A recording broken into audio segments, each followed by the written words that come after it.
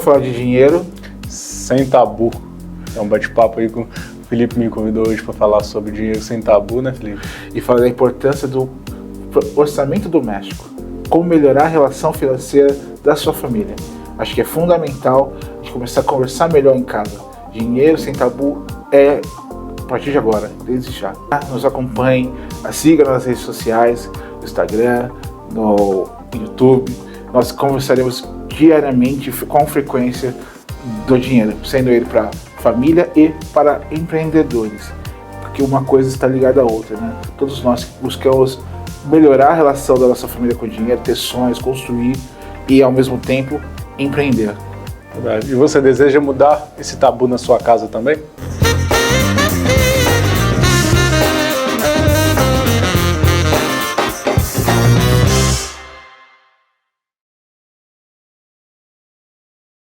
Mais um Dinheiro Sem Tabu.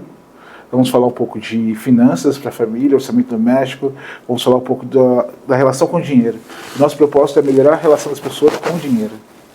Aqui é o Jonathan Trindade e vamos falar um pouco melhor como que as pessoas podem melhorar ou como relacionar melhor com as finanças. E hoje eu tenho uma conversa de hoje vai ser sobre orçamento doméstico. Legal. Essa é uma conversa fantástica. Fui convidado aí pelo meu amigo Felipe. E espero poder agregar conteúdo aí para vocês e trazer muito conteúdo, né, Felipe? E o orçamento doméstico é um assunto que gera uma discussão muito forte, né?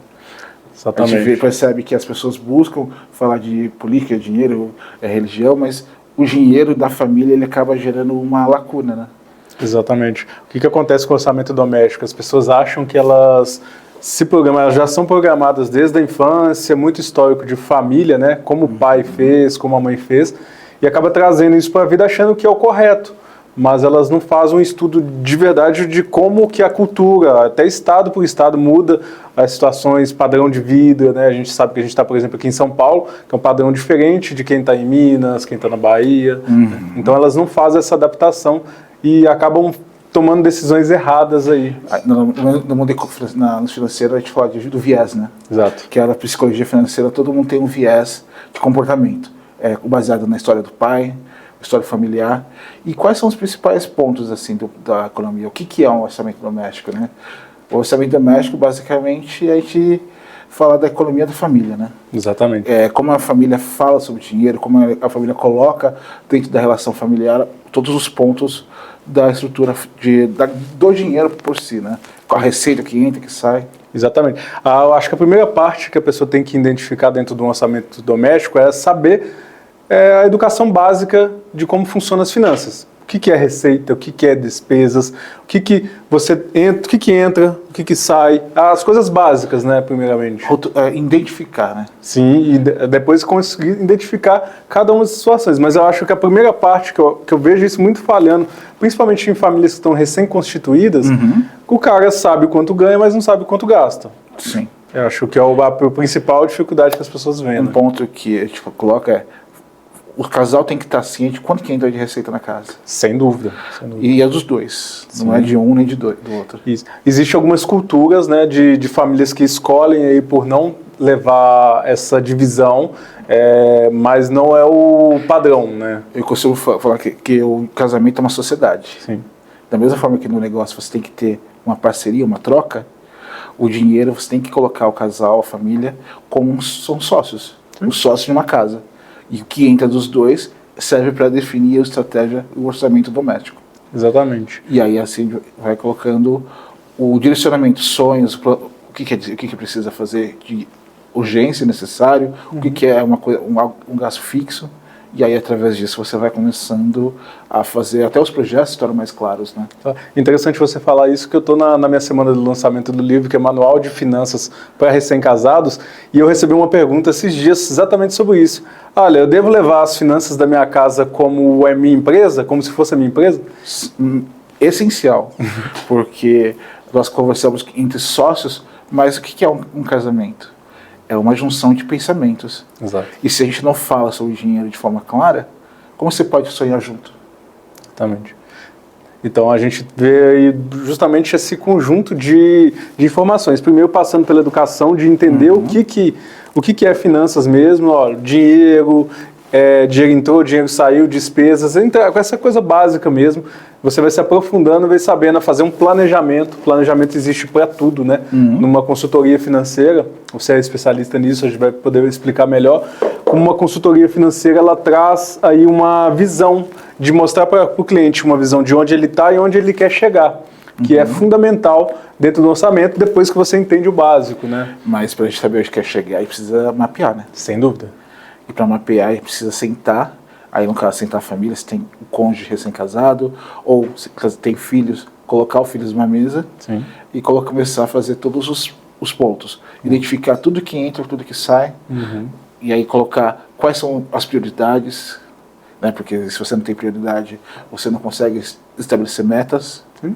E aí colocar metas palpáveis, né? Exatamente. Eu falo que quando eu tive esse pensamento do livro, era dores de vários clientes, de clientes chegarem para mim, eu quero fazer uma consultoria, eu quero fazer uma gestão de risco, e eles chegaram a ponto de estar divorciando. Poxa, eu era recém-casado na época, como que eu vou tratar isso? Eu não sou psicólogo, não sou terapeuta, como que eu vou fazer esse tratamento com as pessoas? E veio essas dores para mim, eu fui, graças a Deus, ele me deu sabedoria, conhecimento para colocar isso em prática, e veio alguns capítulos do livro, e é exatamente o que você está falando. Pegar o capítulo do livro é sobre planejamento financeiro. Depois eu vou ensinar, por exemplo, sobre qual que é o papel do homem. Olha que legal. O homem, às vezes, ele acha que ele tem que fazer aquilo, mas às vezes ele está fazendo de uma maneira errada. Às vezes eles não conversam. Comunicação financeira. Toma decisões precipitadas, né? Decisões precipitadas. Então, exatamente. Como é que você falou dessa forma do livro? Que casei, né? Como começar um planejamento, né? Porque às vezes na família, na nossa família, ou na família do casal, não se fala de dinheiro em nenhum momento. E nunca foi conversado sobre isso. E aí, agora tem os dois. Como quebrar essa relação? Tipo, começar a falar de dinheiro do casal. Como sentar no primeiro dia do casamento, vamos falar sobre as finanças. Bom, a palavra tabu é o que define isso. Ponto. Inicialmente, a gente tem que também estudar como se comunicar. Da mesma forma que as pessoas se comunicam no trabalho, se comunicam em outros aspectos, acho que a palavra comunicação, ela tem que estar dentro da comunicação financeira, tem que estar dentro de um relacionamento. Desde o namoro até o noivado, até aí o casamento. O que eu falo com a minha esposa é o combinado não sai caro. Exatamente. Se você combina, é mais fácil você definir regras. Então, o que é dos dois? Há momentos que é necessário você ter um uso pontual do indivíduo, mas o que é foco? O foco é o do casal, a família. O que é do filho, o que é da mãe, o que é do pai. E aí você começa a estabelecer padrões assim, de comportamento. Exato. Mas tem algumas coisas que são vilões, né? São os principais vilões da família, né? Tem algumas coisas que a gente já sabe nitidamente que interferem diretamente no orçamento doméstico. Exato. Para mim, eu acho que o maior vilão dentro do orçamento doméstico é a falta de controle. É a falta do controle financeiro, do orçamento doméstico mesmo. Você pegar, palpar, olha, o que eu gasto, o que eu ganho, colocar em detalhe, olha, eu definir metas para isso, né? Olha, só posso gastar X com alimentação, olha, alimentação, quais são as bases, né? O que eu preciso gastar? Aluguel, sabe? Aí vem a educação que nós falamos, né? As despesas fixas. O que são despesas fixas? Aluguel, os financiamentos, tudo que você não consegue alterar dentro de 6 meses, cada um tem uma visão sobre isso, né? Mas você entender isso, aí vai te ajudar. O primeiro vilão é a falta de controle, sem dúvida. Você concorda com isso? Concordo, mas o que gera descontrole, às vezes você não tem a noção do dinheiro, que é as traz para um cartão de crédito, por exemplo. Então, às vezes você mistura o que é o seu dinheiro físico, real, e você coloca dentro do seu orçamento o seu limite cheque especial, o cartão de crédito, e aí você começa a usar, e aí você não consegue fechar a conta. Exatamente. Então você gastou o seu salário, mais o cartão, na hora de você fechar você não tem como cobrir. E aí você usa um limite a mais para fechar, e aí você entra num círculo que é um círculo vicioso. Sem dúvida. E aí o ciclo virtuoso é você começar, se você usou o cartão, não usa aquele volume. Separa aquele volume, que aí já usou o cartão, já usa como única fonte. Aí você consegue cobrir o valor, né? Exato. O cartão, ele é acho que o segundo vilão, com certeza, para mim. O cartão, ele foi feito, todo produto que existe no banco, ele foi feito para um lado bom e para o lado ruim. Bom, para o lado bom Se você usar da maneira consciente, você vai fazer um fluxo de caixa, vai gerar milhas, vai poder fazer dinheiro, enfim, existem diversas coisas. Só que se você não tem a base, não tem controle financeiro, ele vai para o lado ruim, que é aí que a maioria das pessoas utilizam, que é utilizar como um dinheiro que não é nosso. E eu lembro de alguns histórias com você com alguns clientes, né? O nosso país é o único lugar que a gente consegue comprar tudo parcelado. Conversei com alguns países, alguns colegas, tudo é à vista. Então você planeja para fazer uma aquisição. E planejar para uma aquisição às vezes é fundamental até para decidir os próximos passos. Mas como a gente usa algumas questões, eu parcelei aqui, vai entrar no orçamento, mas aí você vai acumulando de pouco em pouco, você compromete todo o orçamento. Exato. E aí na hora de você tomar a próxima decisão, você já comprometeu, você não tem como gerar uma reserva, você não tem como gerar extensões, se adia os seus sonhos por conta disso. É que as pessoas não fazem conta, né? Se você pegar um bloquinho aqui, colocar um bloquinho de papel aqui, uma parcela está aqui. Aí você colocou 12 bloquinhos e parcelou de 12 vezes. Se você fez uma outra compra aqui, seu bloquinho daqui já vai estar mais alto e todo mês vai ficando um bloquinho mais alto. Vai chegar num nível, as pessoas não se endividam, essa frase é legal, as pessoas não se endividam no primeiro mês, elas se endividam no sexto, sétimo, até o 20º mês, demora para se endividar. Até ela chegar ao ponto de se enforcar. Exatamente. Então ela não enxerga isso. Sim. E aí a principal questão aí a pessoa começa a adiar sonhos, né? Isso. Aí a conversa e a situação financeira começa a estremecer o casamento. Porque aí todo mundo quer manter o mesmo padrão de vida, só que você não tem mais como fazer isso. Exato. E aí o que começou errado termina errado. Exatamente. Então, em alguns casos, aí você tem que sentar. Se você já está num orçamento enforcado, estressado, então, se você já fez um planejamento, você já viu que o planejamento está comprometido, começa da base. Começa a cortar alguns pontos, começa a diminuir ou enxugar alguns prazeres, e aí sim começa zero o game, né? Começa de novo e vamos nos organizar o orçamento novamente. É por isso que eu falo que esse planejamento inicial ele é de suma importância para você, por exemplo, identificar o que são de gastos fixos. Por exemplo, tem gastos variáveis. Quando você quer voltar a fazer esse passo para trás para alinhar um orçamento, sair de umas dívidas, é muito mais fácil você começar a tirar isso dos gastos variáveis, dos gastos que você pode cortar, e depois ir enxugando e tirando as prestações, enfim, para você dar aquele passo para trás. Para quê? Para a gente conseguir dar os passos para frente. E aquela lógica, né? Às vezes é melhor você não gastar. Quer dizer, o melhor desconto que você pode ter é não comprar. Se você vai, tá barato, tá com desconto. Mas se você não comprar hoje, você já economizou mais ainda. E às vezes numa oportunidade você pode, até no momento certo, desfrutar daquela aquisição. Porque às vezes você não desfruta, né? O que eu falo de planejamento de grandes metas, eu tenho até isso bem forte no livro em si, nos últimos capítulos, justamente sobre isso. A pessoa ela quer fazer uma grande meta.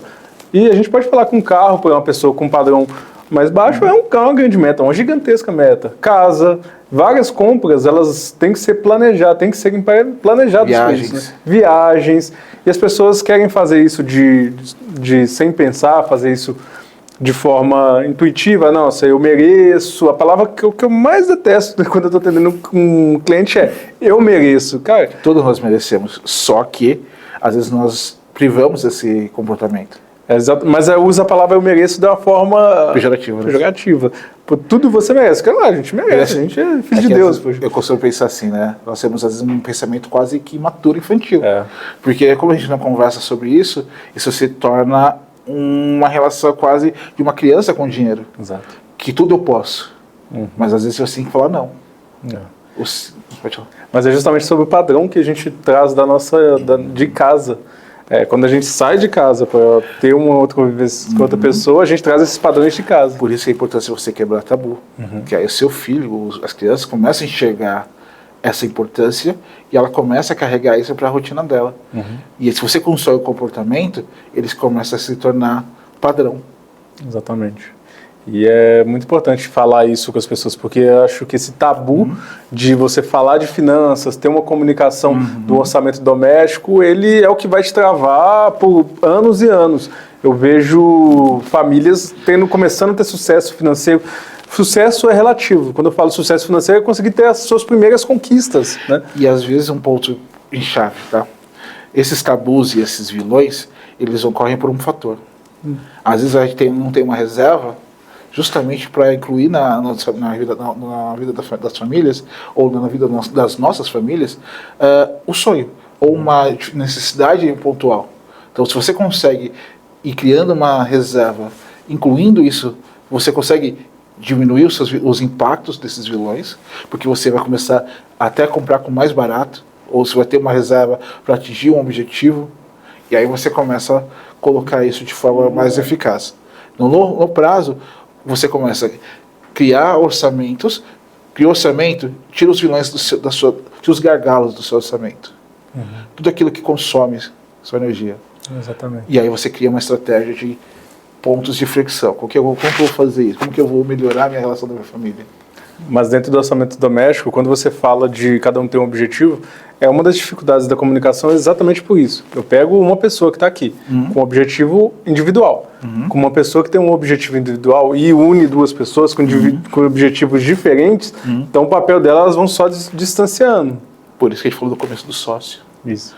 Porque quando você tem um sócio numa empresa, os dois têm que remar para o mesmo lado. Exatamente. Se não remar para o mesmo lado, ele afunda, né? Exatamente. E na comunicação, quando você faz essa união, você tem que pegar o objetivo individual. Por isso da aliança, né? É aliança. Você trouxe o objetivo individual da pessoa e trouxe para o seu objetivo individual e criarem objetivos em comum, para vocês conseguirem ter os objetivos. E por que as pessoas não têm resultado financeiro ao longo do casamento? Por quê? Elas vão se distanciando. Divergindo, né? Divergindo, simplesmente por isso. Porque falta esse alinhamento no início. Aí um tem o sonho de viajar, o outro tem o sonho de comprar um carro do ano. Então, quando a gente fala de objetivos em comum, isso para mim é uma das coisas que mais faz diferença dentro do relacionamento, para vocês terem dentro do orçamento doméstico essa visão, porque é a visão de profundidade. Porque duas pessoas espaçadas, elas não vão ter Por isso você tem que ter por isso que a gente fala, voltando, né, o planejamento gera uma estratégia, gera uma rota. Você planejou, você direciona qual caminho você vai com a sua família. Na verdade, aonde você quer chegar. Eu quero ter minha casa, muitos querem ter casa própria. Eu quero ter meu carro, um carro do ano, eu quero fazer uma viagem. Tem muitos sonhos de intercâmbio. Mas, automaticamente, tudo isso requer você planejar, tirar os gargalos, os vilões do orçamento, e aí depois vamos pensar qual que é eu preciso daquela roupa hoje? Eu preciso comprar aquele carro agora? É para um desejo ou é uma necessidade? E aí você começa a ter uma relação mais saudável entre o orçamento, uma relação mais saudável com o dinheiro, e o dinheiro, como nós falamos no mercado, o dinheiro não aceita desaforos, né? Exatamente. O dinheiro, ele acaba indo na contramão disso, você perde. Verdade, concordo. E é exatamente por isso que as pessoas têm aquele sobe e desce. Você já ouviu falar dentro daquele sobe e desce, que a pessoa ganha dinheiro, ela tem algum imprevisto, volta. Ganha dinheiro porque ela não fez esse controle. E deveria ser natural de você prosperar. Quanto mais conhecimento a gente vai aumentando a nossa renda, quando você se une, são duas rendas aumentando, você deveria prosperar. Mas o que acontece? A pessoa fica voltando. E às vezes a gente quer provar, né? A gente precisa, às vezes, provar para o outro que nós temos ou atingimos aquilo. E às vezes parte do processo é a gente ter sabedoria. Se você tem, perecemos por falta de conhecimento, né? Sim, claro. E conhecimento nos dá entendimento. Então, às vezes, você tem que falar não. Falar não para o seu bolso. Fala não para você mesmo, para que você consiga. Voltando no vilão, nós somos os vilões, às vezes, do nosso orçamento. Então, às vezes, não colocamos o sonho à frente do atingível, né? À frente do que à frente do orçamento planejado. Verdade. E aí você tira algo que é necessário, que vai melhorar a vida da sua família, e às vezes você tira essa oportunidade, ou você tira da sua família a continuidade. Você falou, às vezes, o papel do homem, e às vezes nós, homens, temos essa dificuldade de, às vezes, falar com a nossa cônjuge sobre vamos economizar, vamos equilibrar o orçamento, ou a mulher e vice-versa, porque hoje nós vivemos uma sociedade mais unânime, né? mais próximos aí da relação do orçamento, né? O papel da mulher também se torna mais importante. Então, conversa. Da mesma forma que nós administramos empresas, da mesma forma que nós temos cargos e carreiras a construir, parte desse processo envolve, isso vai te melhorar a sua decisão no seu trabalho. Verdade. Eu acho que 3 aspectos são muito importantes quando a gente fala de você melhorar o orçamento familiar, conseguir grandes conquistas. Primeiro, comunicação. Comunicação dentro da nossa casa, aprender a se comunicar melhor no nosso trabalho, isso vai fazer você aumentar a sua renda, porque são alguns poderes maiores que trazem aí aumento de renda. Eu né? consigo dizer que melhor até o relacionamento, porque aí se você fica mais tranquilo para viver o momento. E aí você pode proporcionar momentos únicos, né? Sem dúvida. Então, acho que tem uma parte muito fundamental que as pessoas também não discutem dentro do orçamento familiar, que é a parte de renda extra. Isso é um ponto fundamental, porque às vezes a família fala, falta orçamento, mas às vezes é necessário você buscar fontes novas. Né? Porque quando a gente fala o orçamento está controlado. Eu falo que tem o famoso padrão brasileiro. Está ganhando X, está gastando X. Ele não guarda, não sobra. Está vivendo muito feliz. Só que quando você quer tomar algumas decisões maiores, quer subir, você precisa ou abaixar as despesas ou aumentar a receita. É as duas formas que a gente faz. Como que você abaixa a despesa se você já está no mínimo? Se você já está comendo o básico, já está numa casa básica, você não consegue reduzir aqui. Então o que a gente tem que fazer? Aumentar as receitas. Como que a gente aumenta as receitas? Inicialmente tratando com uma renda extra. Aí eu falo isso muito claro no livro, que as pessoas têm a dificuldade de criar isso ou o preconceito. Poxa, não, eu estou no meu trabalho é a minha vida e vou seguir isso. Às vezes aquela renda extra pode se tornar a sua área de atuação. Essa é uma frase que eu uso. Quando eu ensino a fazer uma renda extra, lá num capítulo sobre isso, eu falo, olha, a primeira coisa você vai listar os seus gostos. Por exemplo, você gosta de cozinhar? Quem sabe você começa a cozinhar? Provavelmente, se você fizer isso com tanto amor e fizer resultado, aquilo ali provavelmente vai ser a sua renda futura. E é assim que nascem os empreendedores. Exatamente. E aí, quando você tem tudo alinhado, até para empreender se torna melhor, até para você ter uma renda essa melhor, até mesmo para você construir um sonho melhor. Eu falo com as pessoas que quando elas descobrem o seu propósito, é muito mais fácil, muito mais leve. Então, muitas vezes as pessoas estão trabalhando infelizes, né, trazendo a receita para casa, ou se limitando lá, e acaba que ela descobre dentro de uma renda extra, de uma dificuldade que ela teve no orçamento de casa, e se descobre. E às vezes, muitas vezes, nós esperamos uma situação difícil para poder buscar essa renda, se algo a mais, essa renda a mais. Então, parte do nosso processo na família, por isso que a questão sem tabu, né? Se você tira o tabu e começa a conversar de forma clara, até o planejamento, até esse processo se torna muito mais rápido. E aí você consegue traçar rotas mais fácil. Sem dúvida. Então, vamos falar mais do orçamento doméstico, vamos falar mais sobre dinheiro, vamos buscar mais reserva. Todos nós precisamos ter uma reserva, independente. Se eu ganho 100, 200, 1000, separa um pouco. Se você separar um pouco do seu dinheiro, até para você poder ter um imprevisto sempre vão acontecer. É um carro que quebra, é uma despesa a mais na sua casa, às vezes você comprar um remédio inesperado. Se você não tem uma reserva, é onde entra o cartão de crédito. É onde entra o crédito de cheque especial. Também. E eu vejo as pessoas querendo muito hoje investir antes de fazer uma reserva. Fazer passos maiores antes de terem a base. Isso às vezes é a missão, né? O dinheiro fácil. E não existe dinheiro fácil, existe... proteja o seu principal, guarde, pega um investimento de baixo risco, preserve, e aí você vai aumentando. Chegou no objetivo, aí você começa a pensar em outros caminhos, aí você vai tomar gosto, né, também, porque muitas vezes é igual você começa a criar uma gordura financeira, você vai tomar gosto por aquilo. Né? Então, tudo isso é uma linguagem única. Eu falo que reservas é uma das bases da nossa pirâmide financeira. Se a gente tiver uma pirâmide onde que o topo é o patrimônio, o início eu sempre falo com as pessoas, olha, você tem que ter uma gestão de risco, ter um planejamento caso aconteça algum imprevisto, montar sua reserva ideal a ponto de você conseguir ter um sucesso, conseguir passar por esses desafios, depois você vai pensar em investimentos, depois você vai pensar em fazer o dinheiro trabalhar para você, e depois você vai conquistar o patrimônio. Posso ter um ponto que eu acompanho ao longo do tempo? Às vezes a gente pensa em investimento não só no mercado, né? Mas às vezes você precisa investir em você para você aumentar a sua renda. Concordo. Porque aí você investindo em você, você melhora a sua capacidade, melhora o seu trabalho, você melhora o seu orçamento, você aumenta o seu orçamento. Então, às vezes você pensa, vou investir no mercado. Legal, bacana. Você já pensou que o maior retorno que você tem é a sua renda, é seu acadêmico, é um curso, é uma nova profissão?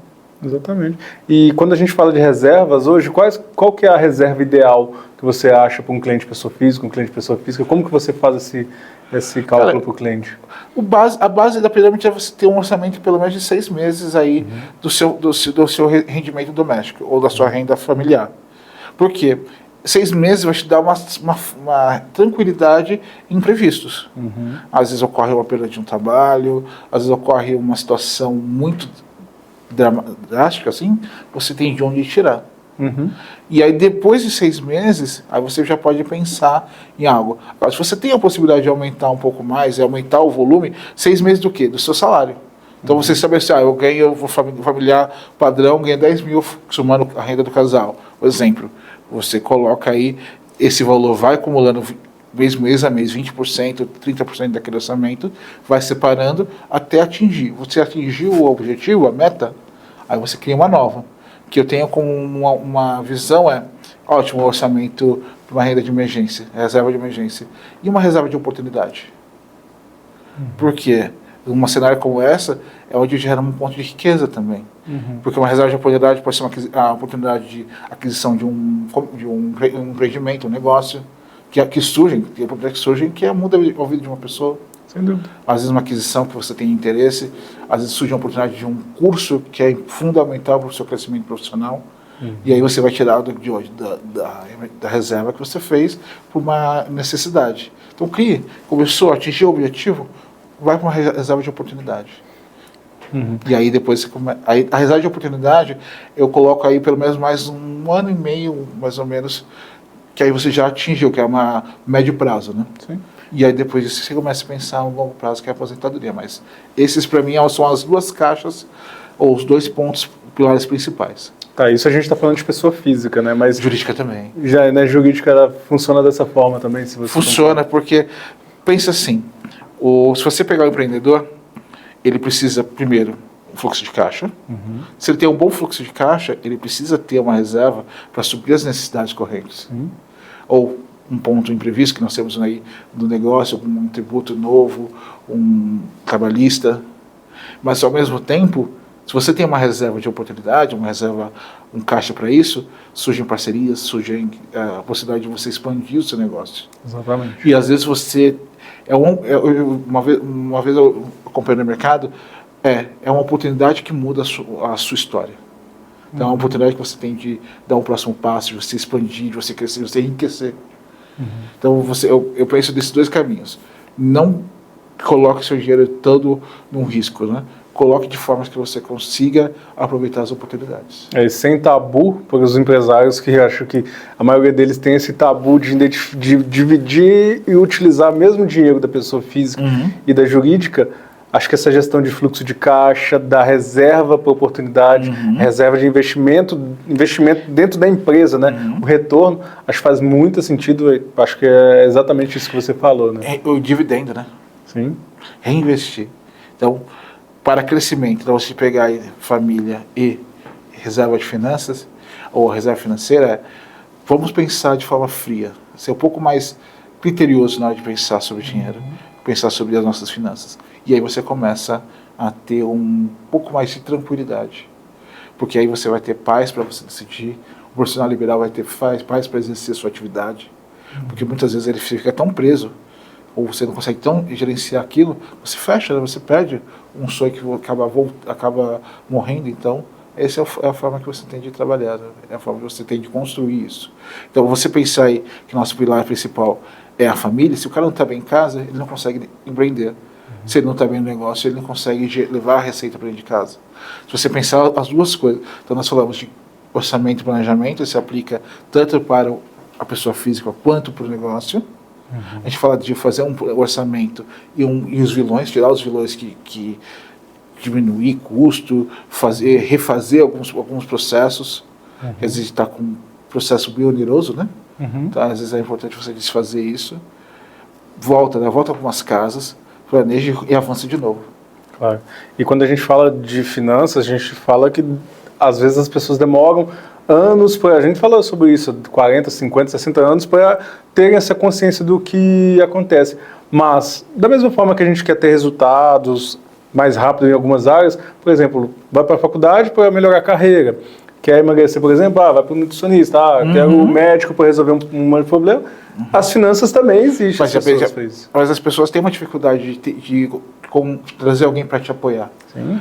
Todos nós precisamos de apoio para construir, para evoluir. Então, por isso que tem muitos profissionais hoje que podem agregar esse valor, tanto para a empresa, quanto para o negócio, quanto para a pessoa física. E para os dois, por que não? Sim. É necessário para os dois lados.